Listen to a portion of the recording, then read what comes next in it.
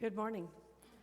Before I begin my message this morning, I'd like us just to join in a quiet moment of prayer. Lord, may the written word and the spoken word today meet us together and help us be part of your living word. Amen. So I've got a photo up there to help you imagine in case you're having trouble picturing a waiting room.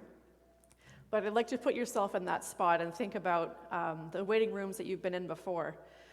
So they're not always fancy, and sometimes the chairs are worn, and it's not always easy to get comfortable. After all, you're waiting. So the lights are usually fluorescent and a little bit too bright, so the room has that artificial, surreal feeling. It's so hard to sit still, isn't it? So with those little pings of nerves and uncertainty, you notice the cracks in the paint and everything around you, and maybe you start to drum your fingers against your leg or jiggle your leg, whatever your waiting moves are. So try not to think about what might come next. Maybe you allow yourself to notice the hum of those specialists doing their thing in the background.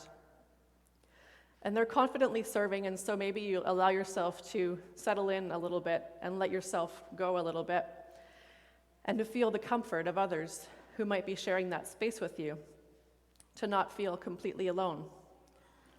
And maybe a slow warmth begins to fill you, just a little bit, to match up with that anxiety you're feeling. Is it possibility? Or maybe it's optimism. Can hope find its way into this plain and sterile space?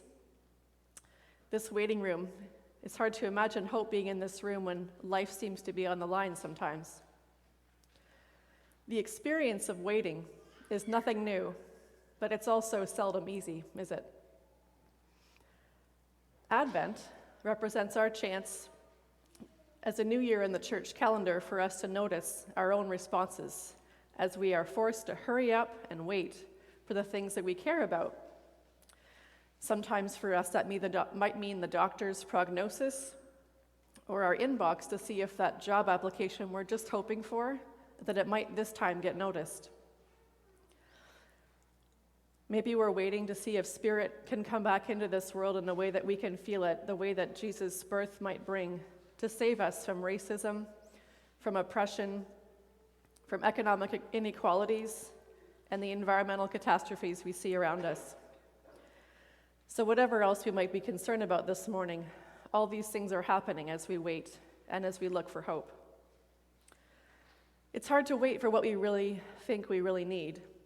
And it's so easy, I know, to become impatient and frustrated and complacent, burying our thoughts and our feelings in those mindless distractions. But we shouldn't be surprised, should we, that Jesus even had a parable about this, about the challenge of waiting. A parable to remind his followers of the importance of being alert, being diligent, and having hope, even while facing uncertainties about the future. In the gospel reading today, we have the disciples being told not just one time, but 4 times to be watchful and attentive. Something big is about to happen, something really big.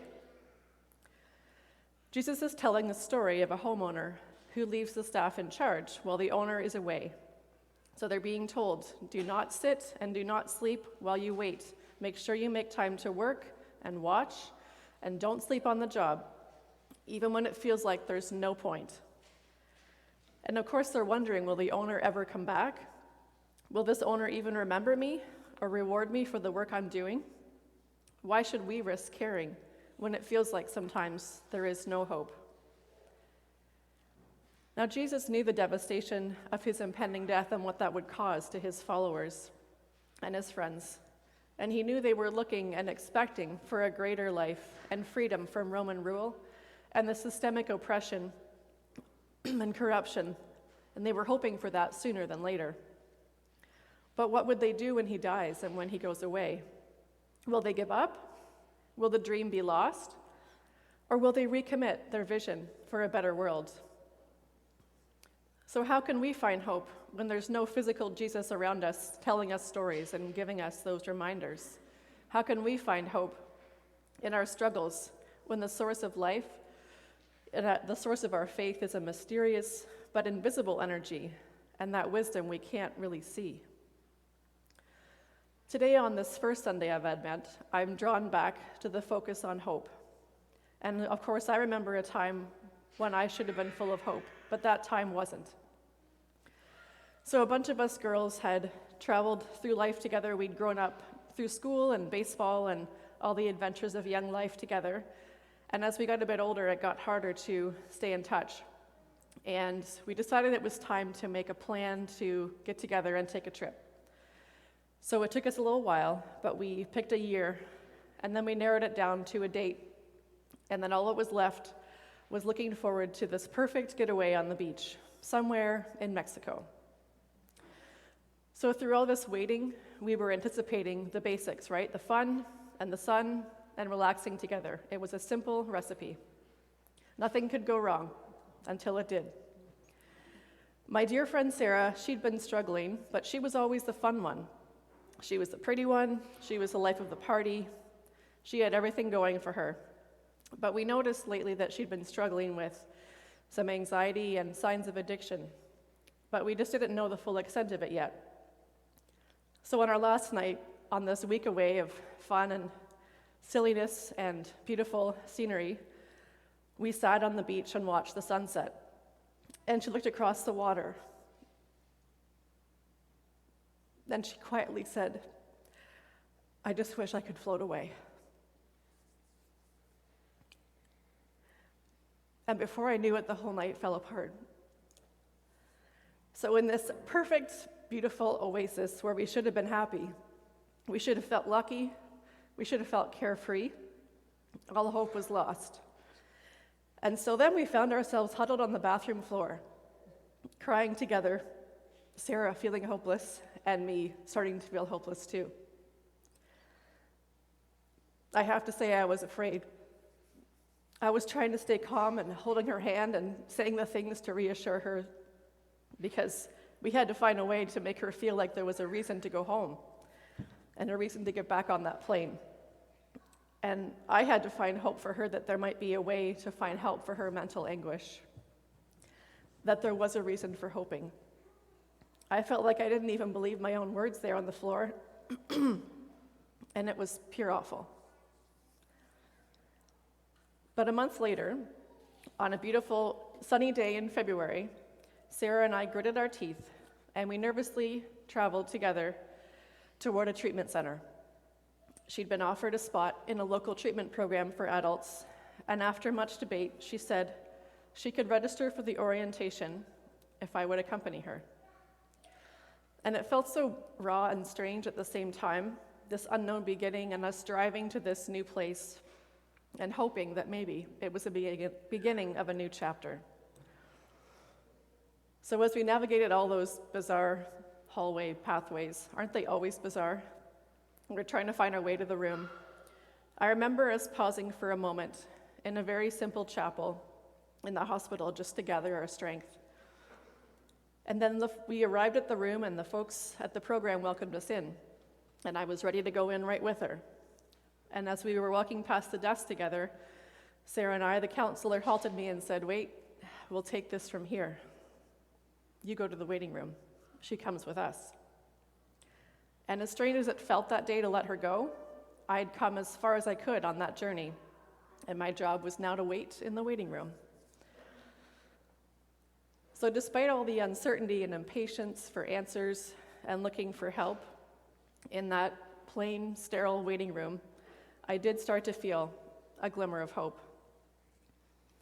Help had been found, and maybe somehow the divine mystery had worked together with the combination of the medical system and these professionals, Sarah's family and her spouse, and maybe even her friendship with me, and in Sarah's heart, a change that made her feel that she could take this moment of opportunity. Sarah was willing to follow those steps, and all I had left to do was sit and wait in that waiting room. What a difference effort over time can make.